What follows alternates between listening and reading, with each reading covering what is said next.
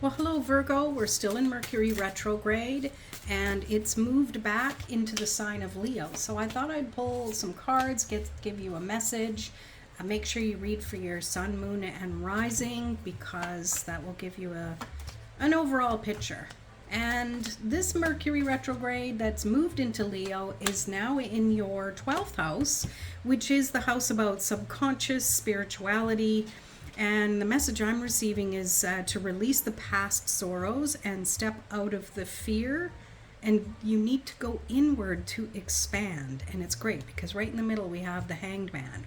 But let's unpack this. I'll pull clarifiers as well. So, something to be aware of during this time, we have subtle energy.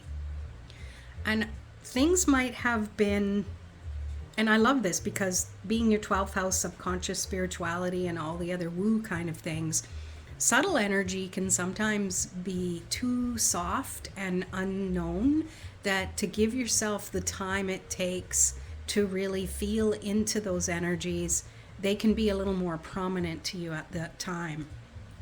And with that, we have the King of Wands and the Sun, which definitely Leo energy, even though it's retrograde and it's really about going inward, releasing in this case. It feels like it's okay. You have the energy you need to spend the time releasing the past. And I'm really drawn to the fact that he is looking to the past, but he's also looking at the wand and he's trusting that he has what it takes to release that past and step into courage and out of fear. So you can really have that Leo energy at your beck and call. Let's clarify it. Nine of Swords. Yeah, definitely ready to release those past sorrows and focus on the light and what the light can bring. Because the shadows recede once you turn on a light, even if it's just a flick of a bic, right? And we have the Sun, which is always positive energy and shows you that the possibilities are there, even if there's a bit of a slowdown and things aren't actually seeming like they're working out. If you flip to the back chapter in the very last page, you walk out into the sunset, fade to black, the end, or fade to light. Clarifying that with the Queen of Cups, trusting your instincts. Even if you hadn't up to this point, Virgo, this is saying trust what you feel and don't be afraid if what you feel might feel a little negative. It's time for you to go into that and discover a little bit deeper, dig down what about it you can find positive. All right, let's move into the what might be a bit challenging, and we have Judgment. I just love the energy of this card because it's seeing things from a different perspective. And not all judgment is negative, but judgment is an observation. So where can you really step into the light of your observation? And I love it that we have the Hanged Man here because perfect opportunity. This is definitely retrograde energy, is sitting still and not doing. See his hands behind his back. He's just hanging around, keeping his thoughts in alignment with whatever's meant to happen will happen. I know I'm supported and taken care of. Let's clarify that. And we have the Five of Pentacles. Definitely taken care of. The key is there. Maybe the door isn't even locked, but the key is there. There's extra ways around the things that might be judged as difficult or challenging. And you have the Four of Wands, so the celebratory energy. Maybe this is you on the outside looking in, and that might feel like it isolates you a little bit. But don't focus on feeling isolated. Go back to that Queen of Cups energy, and you can determine what you're going to feel. You can flip it. You have the power to flip it. Let's clarify this. Eight of Cups. Yep.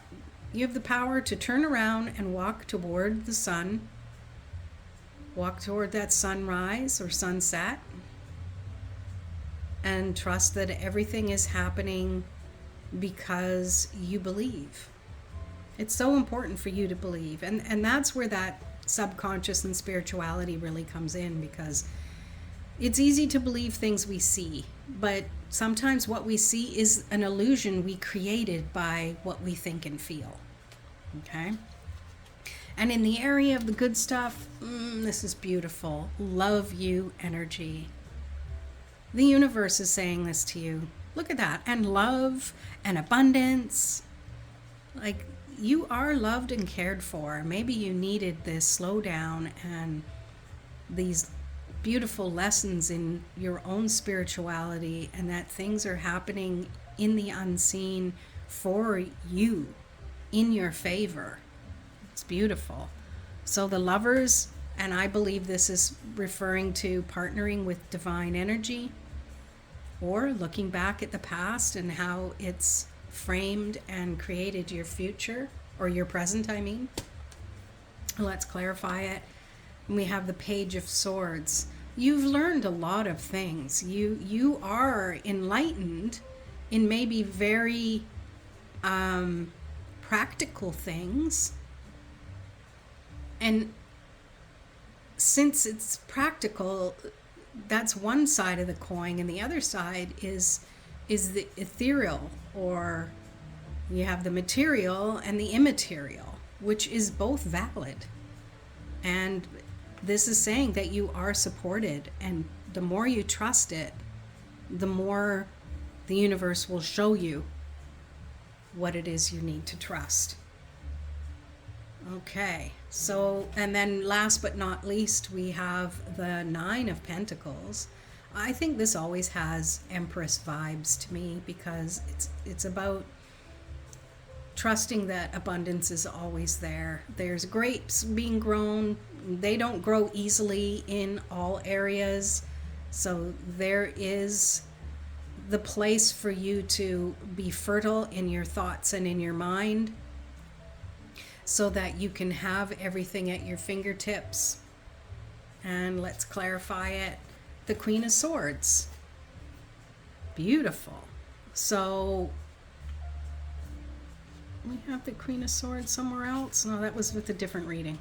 I hope you read for your sun, moon, and rising, Virgo, because that'll give you a better all-around picture. But I feel that it's okay to be logical, but err on the side of being grateful for all you already have. And when you can do that, more abundance can work its way to you. But it all happens in your subconscious energy. Well, there you go, Virgo. I hope you like that. Make sure you hit that thumbs up button and subscribe, and we'll see you in the next video.